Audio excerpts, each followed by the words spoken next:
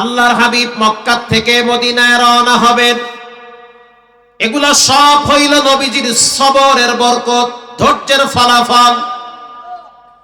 আল্লাহর হাবিব অন্ধকার রাত নিজের ঘরের ভিতরে অবস্থান করতেছে। হযরত জিবরাইল বলল, হুজুর আপনি তো মেরাজ সফর করে আসছেন, মক্কার বেঈমানেরা আপনার বাড়িটা ঘেরাও করবে, আপনাকে হিজরত করে মক্কা থেকে মদিনায় যাওয়া লাগবে, প্রস্তুতি গ্রহণ করেন। 6 মাস আগে নবীকে মেসেজ দিয়েছে। আল্লাহু আকবার বলেন। নবীজি হযরত আবু বকরকে বলল, আবু বকর ধৈর্যশীলদের সাথে আমার আল্লাহ থাকে, সবর করো, ধৈর্য ধরো। রব্বুল আলামিন সবের বান্দাকে কখনোই ফিরায়া দেয় না। ধৈর্য ধরো, সবর করো, মক্কা থেকে হিজরত করে মদিনায় যাওয়া লাগবে। রাহমাতুল লিল আলামিন একদিন ঘরের ভিতরে আছে। হযরত জিবরাইল বলল, হুজুর রেডি হয়ে যান, আপনার বাড়ির চতুর্থা বেঈমানেরা ঘেরাও করে ফেলাইছে, অতএব আজকের রাত্রি আপনাকে হিজরত করে মদিনায় যেতে হবে। আল্লাহর নবীর কাছে বেঈমানদের কিছু আমানত ছিল। রাহমাতুল লিল আলামিন হযরত আলীকে নিজের বিছানায় শোয়া দিয়া বলল, আলী আমার কাছে যাদের আমানত আছে সেই আমানতগুলি তোমার কাছে রাখলাম, এই আমানতগুলি তুমি তাদের কাছে সকালবেলা পৌঁছায়া দিবে। চিন্তা করেন নবীজি কত বড় আমানতদার। যারা নবীকে হত্যা করতে চায় তাদের আমানতগুলি নবী ফিরাইয়া দিতে চায়। আমরা হইলে সবগুলা লগে লয়ে যাইতাম গা। যারা আমারে মারতে চায় তাদের আমানত আবার কিসের? তাকে সব সম্পদ খাওয়া তো আমার লগে সুন্নত। হ্যাঁ, সব নিয়ে বেগম পাড়া। প্রিয় ভাইয়েরা আমার, আল্লাহর হাবিব হযরত আলীকে শোয়া দিল। একজনে প্রশ্ন করেছিল, আলী তোমার কি ভয় লাগে নাই? কারণ নবী মনে করে তো তোমাকে হত্যা করতে পারত। হযরত আলী বলল, ভয় প্রথম লাগছিল, পরে যখন মনে পড়ল যে নবী বলেছে সকালবেলা আমানত ফিরাইয়া দিও, তার মানে মরণ যদি হয় আজকের রাত্রে হবে না। কারণ নবী বলছে সকালবেলা আমানত ফিরাইয়া দিতে হবে। পৃথিবীর সব কথা 2 নম্বর হতে পারে, নবীর কথা মিথ্যা হতে পারে না। এটা আমার ঈমান। এটা কি? এটা আমার ঈমান। রাহমাতুল লিল আলামিন হযরত আলীকে শোয়া দিল, স্বর্ণগুলা বুঝায়া দিল। হযরত জিবরাইল দাঁড়ায় গেল। হযরত জিবরাইল বলতে আছে, ওগো আল্লাহর হাবিব, যেহেতু আপনার দুশমনরা বাড়ির চতুর্দিকে দাঁড়ায় আছে, অতএব আপনি একটা কাজ করেন, কেমনে বের হবেন? হাতের ভিতরে 1 মুঠ বালু নেন। 1 মুঠ বালু নিয়ে সূরা ইয়াসিন থেকে 10টা আয়াত তেলাওয়াত করেন। ইয়াসিন ওয়াল কুরআনিল হাকীম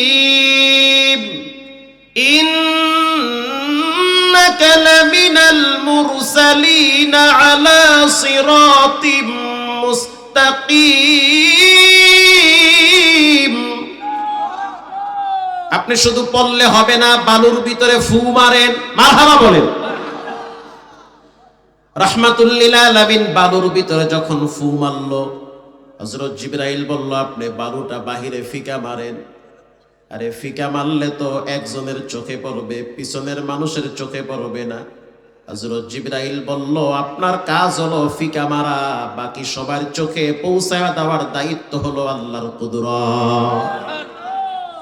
আল্লাহর হাবিব যখন বালুগুলা ফিক্কা মারল, সবার চোখে লাগলো। নবীজি নিরাপদে ঘর থেকে বেরিয়ে গেল। নবীজি ঘর থেকে বের হওয়ার পর হযরত জিবরাইল বলতে আছে, ওগো আল্লাহর হাবিব, আপনি একটা দোয়া পড়েন, কারণ মুমিনদের জীবনে কোরআন ছাড়া কোনো শান্তি নাই। প্রত্যেকটা কাজে, প্রত্যেকটা কালচারের ভিতরে কোরআনের আওয়াজ আছে না নাই? আপনি তেলাওয়াত করেন, وقل رب أدخلني مدخل صدق وأخرجني مخرج صدق واجعل لي من لدنك سلطانا نصيرا। এটা আপনি তেলাওয়াত করেন, অর্থ হলো রব্বুল আলামিন আপনি আমার রাস্তাকে নিরাপদ করে দেন। মারহাবা।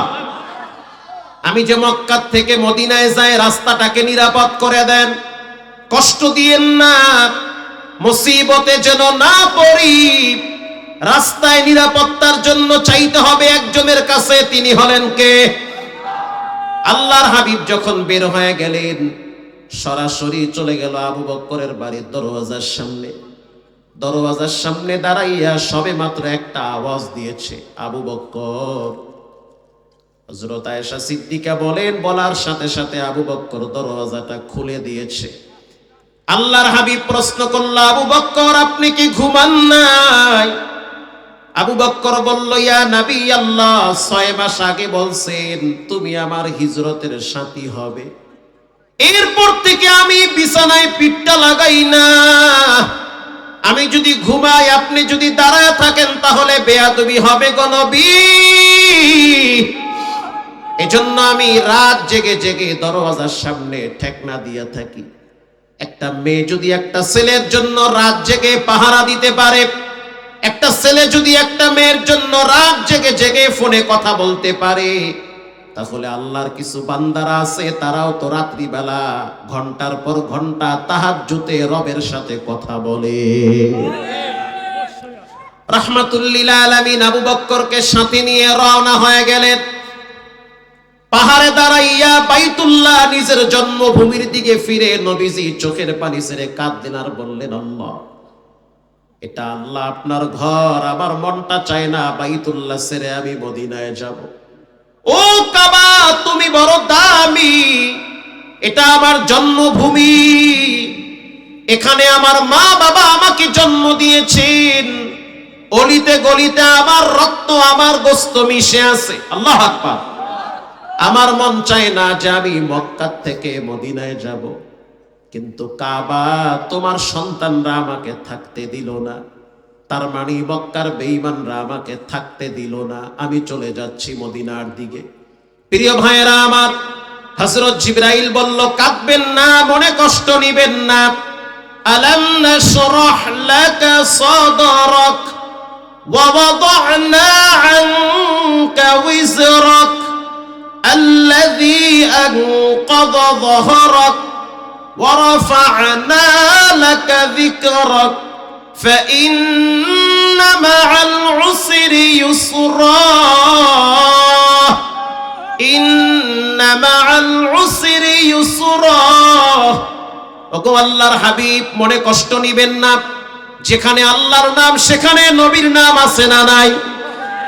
যেখানে আল্লাহর নাম সেখানে নবীর নাম, যেখানে আযান সেখানে আপনার নাম, যেখানে ইকামত সেখানে আপনার নাম, জন্ম দেওয়ার সময় বাচ্চারে সেখানেও আপনার নাম, ভূমিষ্ঠ হওয়ার পরেও আপনার নাম আমি লাগায় রাখছি, যখন মানুষকে কবরে রাখা হবে সেখানেও আপনার নাম আমি লেখা রাখছি, জান্নাতের পাতায় পাতায় আপনার নাম।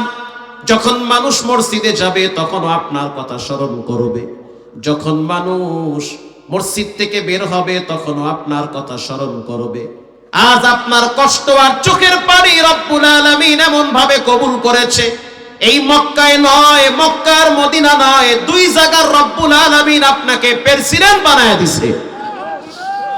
প্রিয় ভাইরা আমার, রাহমাতুল লিল আলামিনের কষ্টের পর আল্লাহ পাক তাকে বিশাল এক শান্তির জিন্দেগি দান করেছে।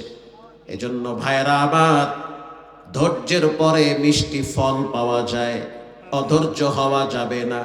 আল্লাহ বলেন, ইয়া আইয়ুহাল্লাযীনা আমানুস্তাঈনু বিস-সাবরি ওয়াস-সালাহ, নিশ্চয়ই যারা ঈমানদার আল্লাহর কাছে তারা দুইটা জিনিসের মাধ্যমে সাহায্য চায়। 1 নম্বরে নামাজ, 2 নম্বরে ধৈর্য।